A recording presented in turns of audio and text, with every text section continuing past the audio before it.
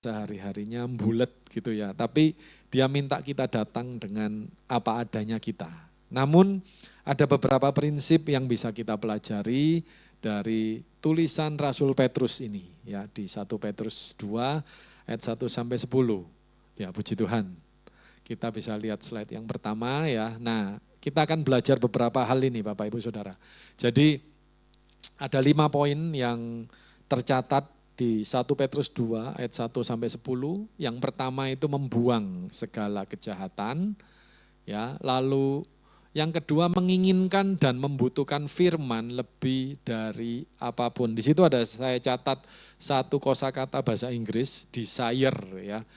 Jadi tulisannya desire ya, desire itu dalam bahasa Inggris terjemahannya tercatat kata ini. Nah, itu artinya menginginkan sesuatu yang dengan begitu luar biasa ya, menginginkan dan bukan hanya menginginkan tapi membutuhkan selalu, membutuhkan ya. Jadi tidak bisa dibendung keinginan dan kebutuhan itu. Nah, itu desire ya. Nah, nanti kita akan lihat itu ada di ayat yang kedua ya. Lalu yang ketiga mengecap kebaikan Tuhan, ayat yang ketiga, dan Yesus sebagai batu penjuru itu tersirat ya di ayat 4, 6 sampai 7 dan kemudian memiliki identitas yang baru. Nah, Bapak Ibu Saudara, kalau di 1 Petrus 2 ini yang sering dikutip itu yang ayat yang ke-9 ya. Jadi kalau kita sering dengar ayat ini ya, tetapi kamulah bangsa yang terpilih ya, imamat yang rajani, bangsa yang kudus, umat kepunyaan Allah sendiri. Dan memang ini benar Bapak Ibu Saudara ya. Ini adalah identitas kita sebagai anak Tuhan. Tapi hari ini kita akan belajar, kita akan lihat dari ayat yang pertama ya. Nah, jadi poin yang pertama, slide berikutnya. Nah, di sini dikatakan di 1 Petrus 2 ayat yang pertama, karena itu buanglah segala kejahatan ya. Nah, di situ di daftar Bapak Ibu Saudara di ayat ini, tipu muslihat, segala macam kemunafikan, kedengkian, dan fitnah. Nah, mengapa yang tercatat di sini tipu muslihat, kemunafikan, kedengkian, dan fitnah? Karena keempat hal ini, Bapak Ibu Saudara kalau amati, ini menimbulkan, sudah cukup menimbulkan, ya bukan hanya, tidak perlu 4 Bapak Ibu, salah satu saja itu sudah cukup untuk membuat kejahatan ya. Nah, sehingga Rasul Petrus, saya percaya dengan ilham Roh Kudus ini diberikan hikmat oleh Tuhan untuk menyampaikan ini ya. Jadi tipu muslihat, kemunafikan, kedengkian, dan fitnah ini akan menimbulkan berbagai macam kejahatan. Di situ ilustrasinya saya menggunakan gambar, ada, kalau Bapak Ibu perhatikan ada tangan dan satunya ada tangan juga tapi tangannya kukunya habis kena pedicure ya, di pedicure atau manicure ya, jadi hitam gitu. Nah, itu simbol Bapak Ibu, artinya ada orang yang kayaknya berhubungan ya, entah itu teman, sahabat ya, bahkan mungkin pasangan ya. Tapi saya percaya di sini kita semua tidak ada yang demikian. Amin. Ya, kita semua memiliki pribadi Kristus dan kita semakin hari semakin mengembangkan sifat-sifat yang sesuai dengan pribadi Kristus. Haleluya. Nah, ilustrasi ini menggambarkan bahwa inilah yang namanya kejahatan. Ya, jadi kayaknya berhubungan tapi isinya itu dengki ya, terus fitnah kalau di belakang ya, kemunafikan dan tipu muslihat. Tipu muslihat itu bukan hanya cuma membohongi Bapak Ibu ya. Ya, kan kita sering dengar ini ya, kisah yang umum kalau anak-anak biasanya dipeseni gini sama orang tuanya ya. Kalau orang tuanya enggak mau ketemu sama seseorang ya, Nak ya atau Dek ya, nanti tolong ya kalau si Bapak A atau Om A atau Tante B ya, atau kalau ada Om Erik ya, nah, nanti tolong katakan ya Papa tidak di rumah. Nah ya itu biasanya seperti itu. Tapi ini tipu muslihatnya bukan seperti itu aja Bapak Ibu, jadi lebih dalam ya. Nah, nanti kita akan lihat ya. Lalu anaknya jawab ketika saya datang ya, Om Erik ini datang terus tanya, "Papa ada?" "Oh, katanya Papa." Jadi yang disampaikan memang benar Bapak Ibu ya. Tapi ada katanya Papa ya. Katanya Papa enggak di rumah. Ya, tapi tipu muslihat ini lebih dari itu Bapak Ibu ya. Ya, Kalau bisa yang kayak gitu-gitu diusahakan ya tidak dilakukan ya Bapak Ibu ya. Tapi tipu muslihat ini lebih dari itu. Tipu muslihat yang dicatat di sini ini betul-betul sesuatu yang jahat karena memang mau mengambil suatu keuntungan gitu ya. Jadi ngambil satu keuntungan dan benar-benar niat bohongi untuk menguntungkan diri sendiri dan mencelakai orang lain. Nah ini tipu muslihat ya, sama kemunafikan ya. Kalau contoh kemunafikan di Alkitab itu sudah banyak diwakili terutama di Perjanjian Baru oleh orang Farisi ya, walaupun tidak semua, tapi Tuhan Yesus itu sering mengecam orang Farisi secara umum. Ada banyak orang Farisi atau ada sebagian yang memang bertobat dan percaya pada Tuhan Yesus. Tetapi secara umum orang Farisi itu dicap seperti itu ya, imam-imam kepala. Karena apa? Karena mereka menjalankan ibadah mereka ya di luar secara lahiriah. Jadi mereka itu kalau di pasar Bapak Ibu Saudara ya, Bapak Ibu bisa baca di Alkitab ini ada, kalau pada jam sembahyang, jadi orang Yahudi juga memiliki jam-jam doa ya. Nah ketika jam doa mereka enggak pakai cari tempat, tapi langsung di tempat itu, jadi di pasar gitu atau di tengah jalan dilihat orang langsung sembahyang Bapak Ibu. Wah orang Yahudi atau orang-orang ya, pada umumnya akan menganggap ini orang yang taat ini ya, yang betul-betul suci, kudus gitu ya. Nah, tapi kelakuan mereka, Bapak Ibu Saudara bisa lihat di Alkitab ya, mulai dari wis macam-macam pokoknya ya, keinginan untuk mencelakakan Tuhan Yesus ya, kemudian cinta uang dan segala macam. Nah itu namanya kemunafikan. Nah kemudian kedengkian, kedengkian ini kalau kita lebih dari jengkel Bapak Ibu, tapi kita betul-betul apa ya, kita menyimpan dendam dan biasanya diawali dari kepahitan dan tidak bisa mengampuni. Nah ini nanti akan muncul dengki. Ya. Nah ini akan menimbulkan kejahatan. Kita baca banyak berita, ada banyak kasus-kasus kejahatan dimulai dari kedengkian. Nah jangan sampai itu ada di anak-anak Tuhan. Tuhan Yesus mengatakan barang siapa membenci saudaranya, ia sudah menjadi pembunuh ya. Jadi karena kebencian itu walaupun tidak diwujudkan ya sampai membunuh orang, tapi di mata Tuhan itu sudah seperti membunuh ya, sudah dosanya sama dengan membunuh manusia. Nah jadi itu termasuk kejahatan. Dan kemudian fitnah ya, biasanya fitnah ini juga dilakukan karena ada seseorang yang tidak ingin lihat orang lain itu lebih baik. Jadi istilah sekarangnya apa, pembunuhan karakter ya, jadi dijelek-jelekan ya. Ada yang mengatakan ya memfitnah itu lebih kejam daripada tidak memfitnah Bapak Ibu ya. Ya daripada membunuh, betul ya. Terima kasih ya C. Ailing ya. Nah, jadi semua macam kejahatan ini sebaiknya dibuang kalau kita memang sungguh-sungguh sudah menjadi pengikut Kristus. Nah nanti kita akan sampai ke ayat yang ke-9 tadi Bapak Ibu. Mengapa kok ini harus dilakukan dulu ya? Nah karena identitas kita itu sebenarnya sudah tidak sama lagi seperti kita yang dulu, bahkan tidak sama seperti orang dunia. Nah karena itu ini harus dibuang. Ya, ini yang pertama. Nah lalu slide berikutnya. Nah kita tidak akan bisa bertahan Bapak Ibu Saudara dengan kemampuan diri kita sendiri untuk melakukan firman atau untuk menaati perintah Tuhan, itu enggak bisa. Nah, tetapi kita harus membangun satu hubungan yang dekat dengan Tuhan, sehingga kita harus mengembangkan yang namanya satu keinginan dan kebutuhan terhadap firman Tuhan, itu lebih dari apapun. Saya akan merujuk kembali ke ayat yang kedua Bapak Ibu. Dan jadilah sama seperti bayi yang baru lahir, ya bayi yang baru lahir. Ibu-ibu di sini pasti tahu kebutuhan bayi akan susu itu seperti apa ya. Jadi kalau masih usia di bawah 1 tahun ya itu luar biasa ya. Anak saya dulu saya ingat ketika masih di bawah setahun itu susu itu kebetulan kami menggunakan susu formula ya. Jadi ASI itu hanya bertahan berapa bulan.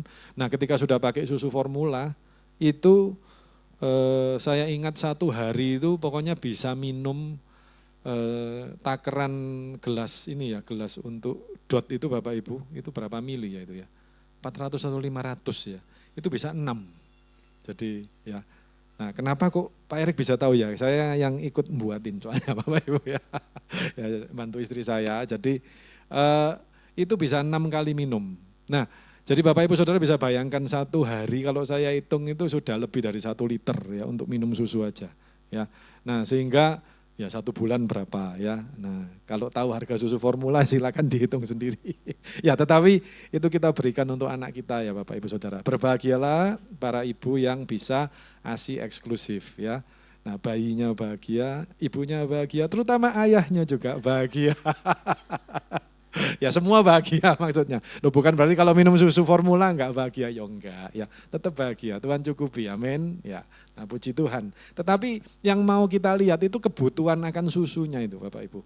Rasul Petrus itu sudah mencatat ya, di sini bayi yang baru lahir yang selalu ingin akan air susu yang murni dan yang rohani. Supaya olehnya kamu bertumbuh, dicatat seperti itu. Jadi yang kedua, ada satu kebutuhan yang besar terhadap apa?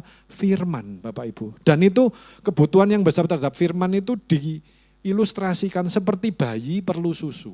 Nah bayi kalau masih belum bisa makan makanan padat Bapak Ibu pasti tahu tidak bisa lepas dari susu. Susu itu sumber utama. Ya betul ya, kalau susunya dicabut ya atau tidak diberikan, aduh betapa menderitanya bayi ini. Nah itulah kita terhadap firman Tuhan. Nah tolong jangan dicampur baurkan dengan konteks bahwa kamu saatnya bertumbuh bukan lagi minum susu. Nah ini konteksnya lain Bapak Ibu ya, itu kalau itu pertumbuhan rohani. Itu konteksnya kita itu tidak bisa minum makan makanan yang lembek ya, sudah bukan cuma susu tapi harus mulai makanan padat. Ya itu pertumbuhan rohani. Tapi ini konteksnya lain. Ini konteksnya yang digarisbawahi oleh Rasul Petrus itu satu kebutuhan yang besar ya dan satu keinginan yang kuat terhadap firman. Nah, ini disamakan seperti bayi yang baru lahir dengan air susu.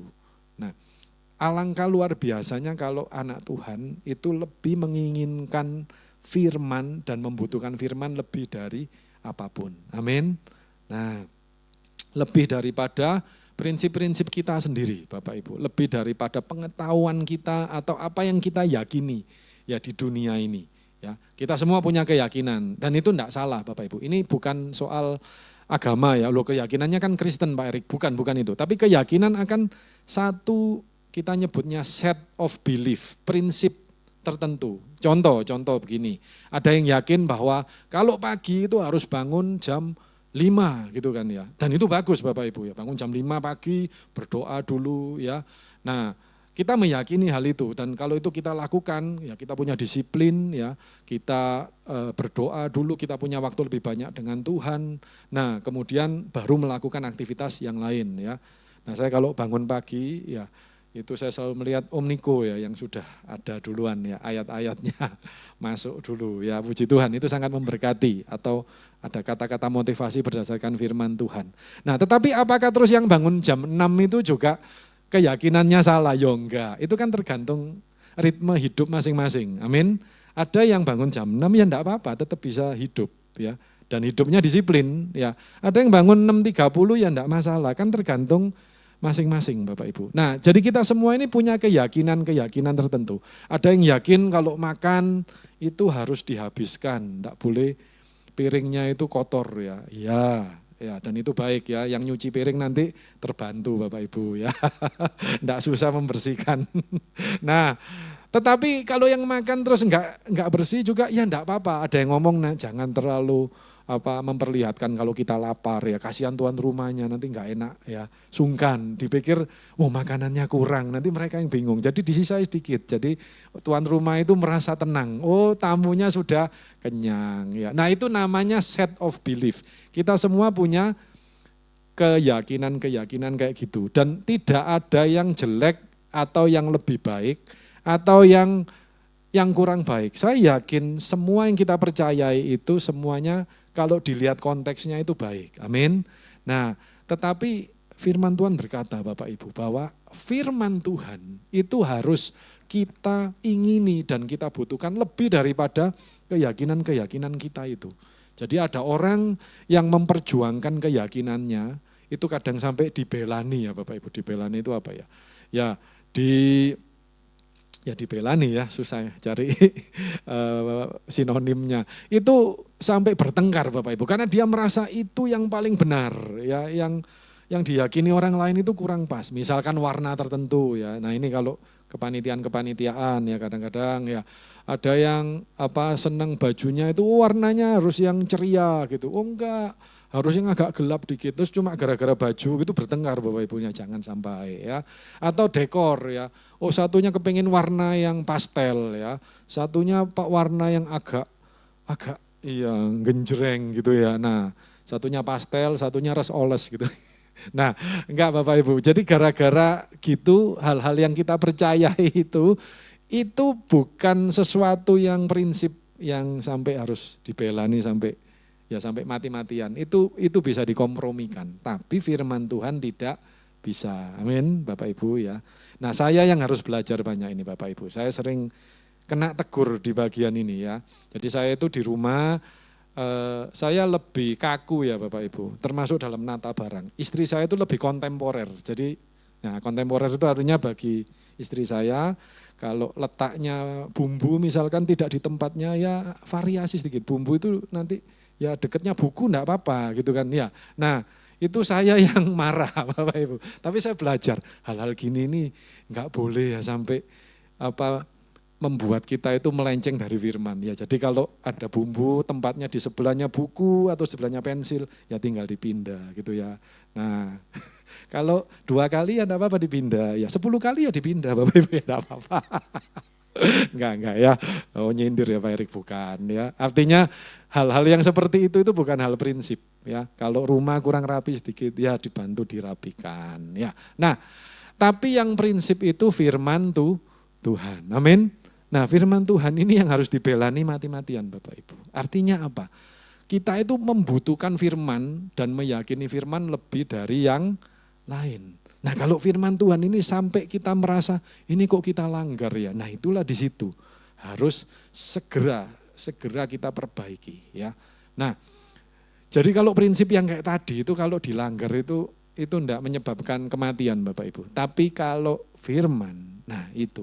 Ada orang yang membaliknya, ini yang jadi masalah. Hal-hal yang tidak prinsip itu dibelani mati-matian. Tapi firman ini enggak dianggap serius.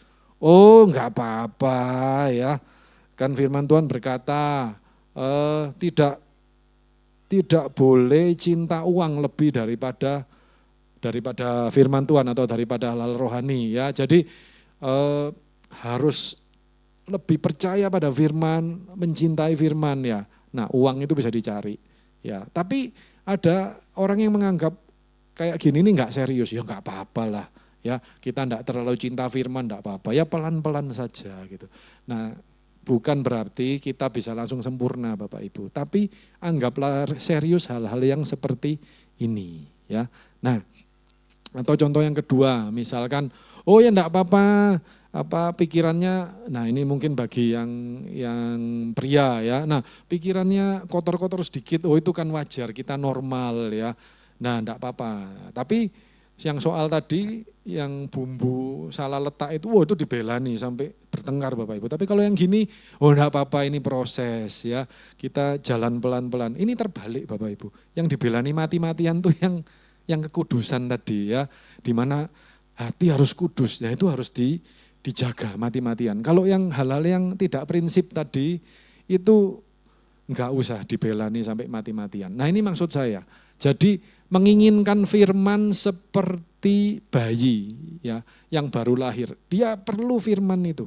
Seseorang yang sungguh-sungguh akan Tuhan, cari Tuhan.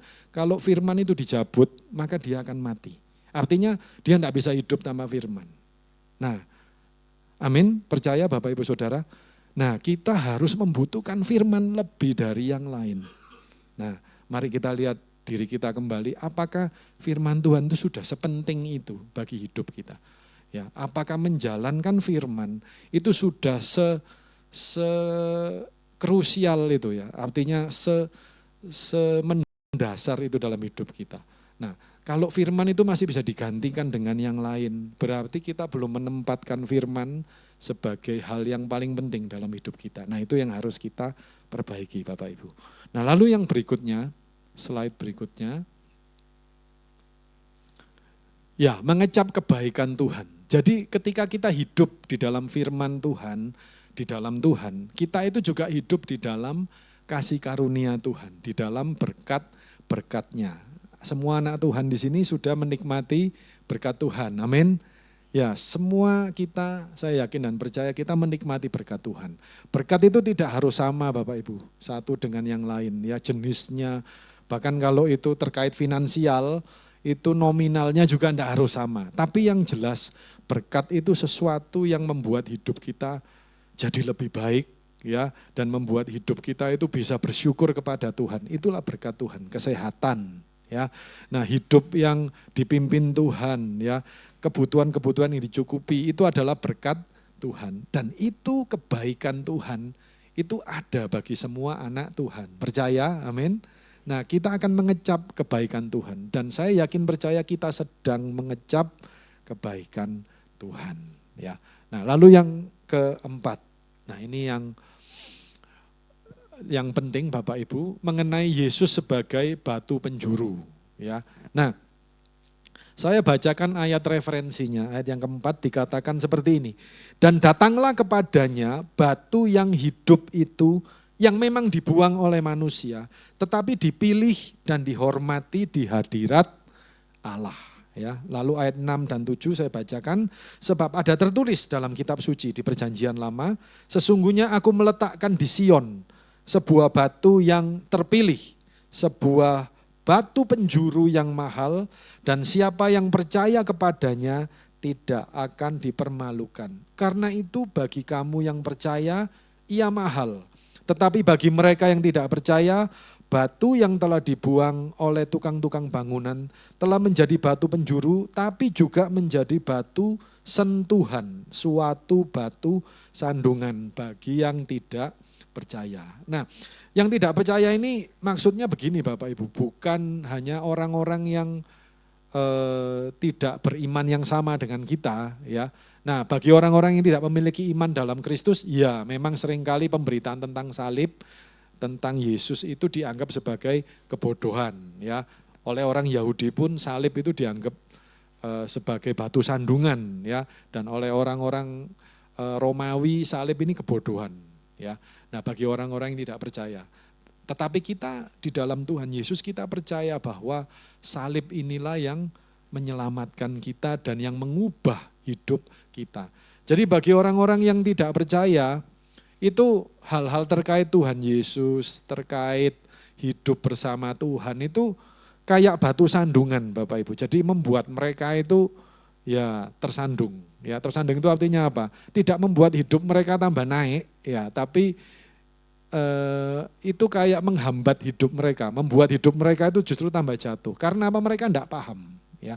Nah, jangan sampai ini juga kita alami. Ya.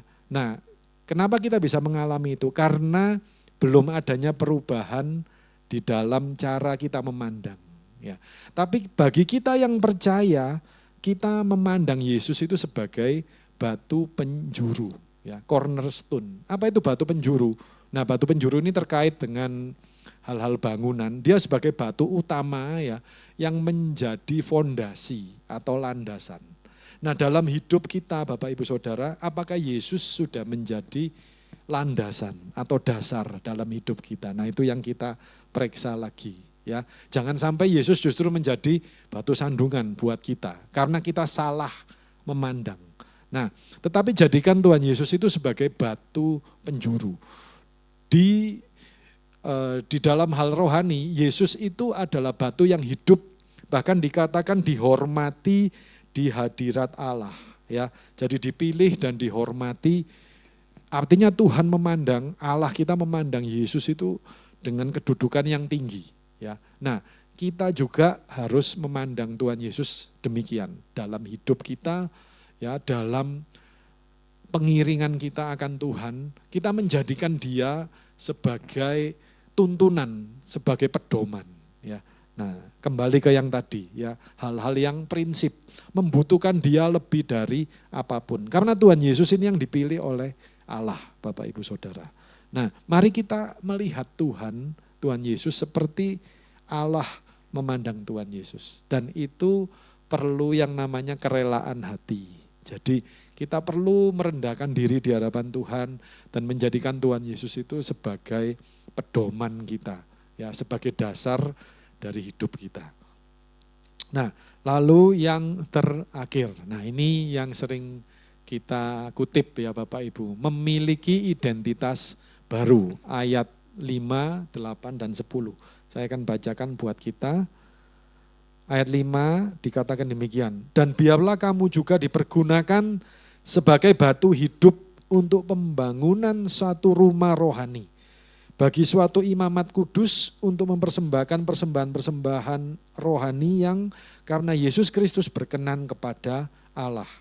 Lalu ayat 8 sampai 10, mereka tersandung padanya, yang tadi orang-orang yang tidak memiliki iman yang sama, ya, karena mereka tidak taat kepada firman Allah dan untuk itu mereka juga telah disediakan. Nah, seringkali anak-anak Tuhan walaupun labelnya Kristen tetapi imannya, nah itu yang dilihat ya. Iman itu enggak kelihatan soalnya. Apakah kita juga memiliki iman yang sama seperti yang seharusnya seorang Kristen atau pengikut Kristus ya. Jadi ini mungkin lebih tepat kepada gereja Tuhan, bukan kepada orang-orang yang tidak percaya ya. Seringkali banyak orang justru tersandung ketika sedang mengiring Tuhan Yesus ya. Tersandungnya oleh siapa? Oleh Tuhan Yesus sendiri karena salah dalam memandang Tuhan ya. Tuhan tidak dipandang sebagai batu penjuru. Nah, itu akhirnya mereka anak-anak Tuhan yang seperti ini, yang labelnya Kristen ini, itu yang tersandung. Ya. Nah, mari kita memiliki pemahaman yang benar tentang Tuhan. Nah, ayat yang 9 dikatakan seperti ini. Tetapi kamulah bangsa yang terpilih, imamat yang rajani, bangsa yang kudus, umat kepunyaan Allah sendiri. Supaya kamu memberitakan perbuatan-perbuatan yang besar dari Dia yang telah memanggil kamu dari kegelapan kepada terangnya yang ajaib. Ya, ayat 10 dikatakan, kamu yang dahulu bukan umat Allah, tetapi yang sekarang telah menjadi umatnya, yang dahulu tidak dikasihani, tetapi yang sekarang beroleh belas kasihan. Nah, kita sudah sering mendengar firman atau khotbah tentang manusia baru, tentang lahir baru. Nah, inilah yang mengantar kita pada identitas ini. Karena kita telah melahir baru, manusia baru, kita sudah melewati proses itu, maka kita memiliki identitas yang baru. Kita ini bangsa yang terpilih.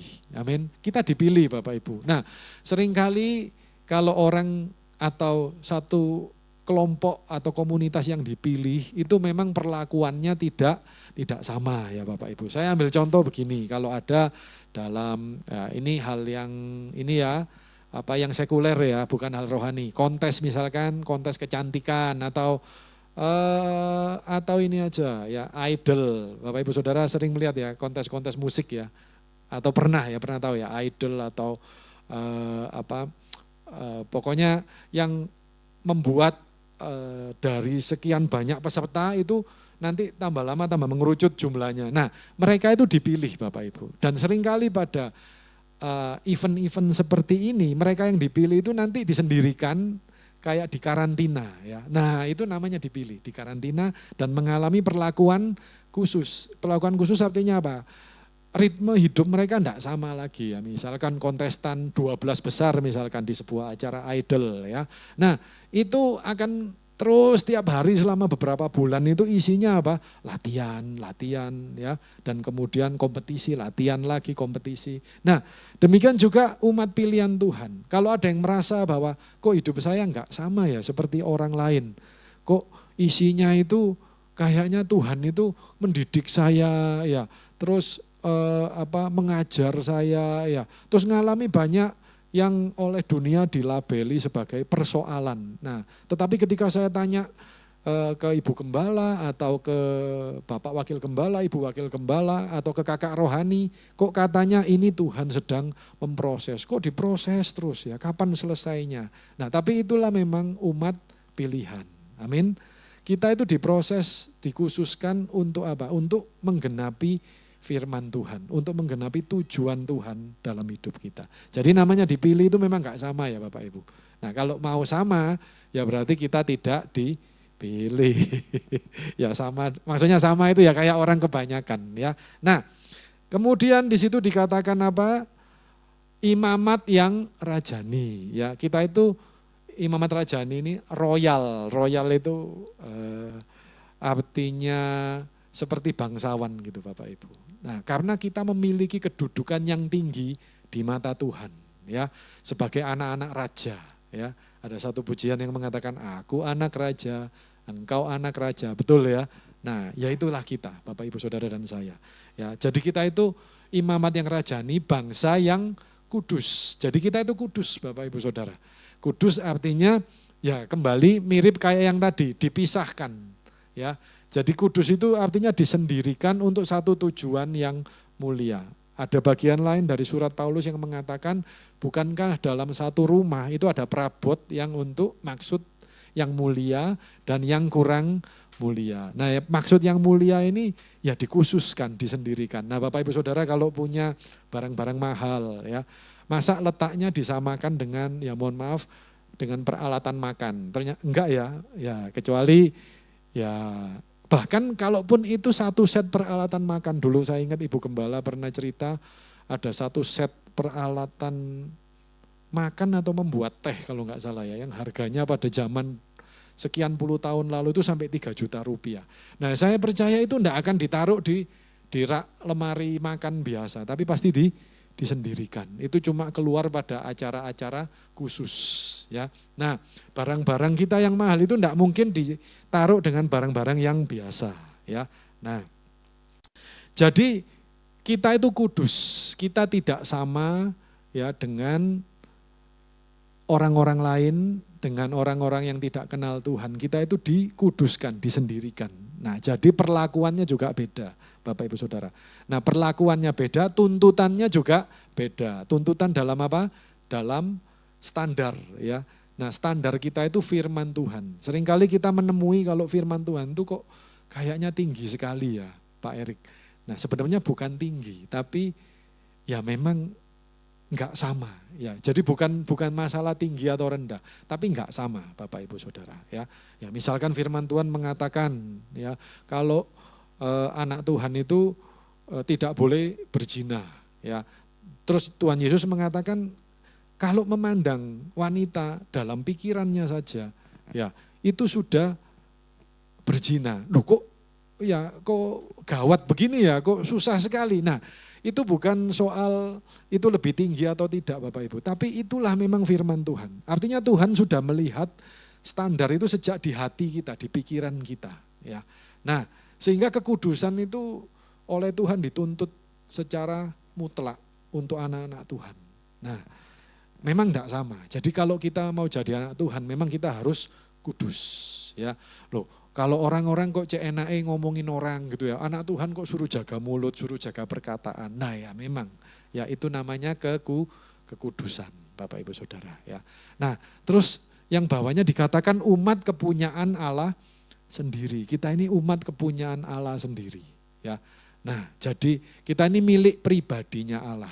Saya yakin Bapak Ibu Saudara punya personal belonging ya, barang-barang yang jadi milik pribadi yang tidak ditaruh sembarangan, punya ya Bapak Ibu ya. Nah, seperti itulah kita, ya.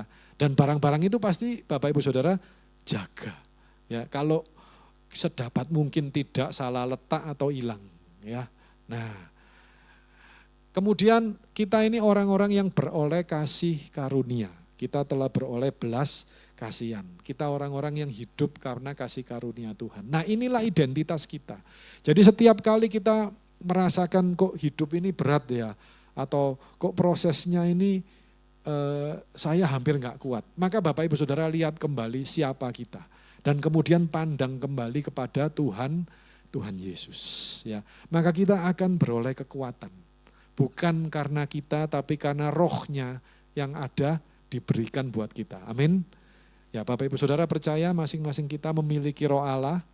Nah, itulah kita, ya. Jadi kita ini bangsa yang terpilih, imamat yang rajani, bangsa yang kudus, umat kepunyaan Allah sendiri, dan kita ini beroleh kasih karunia, ya, dan belas kasihan. Nah, inilah kita.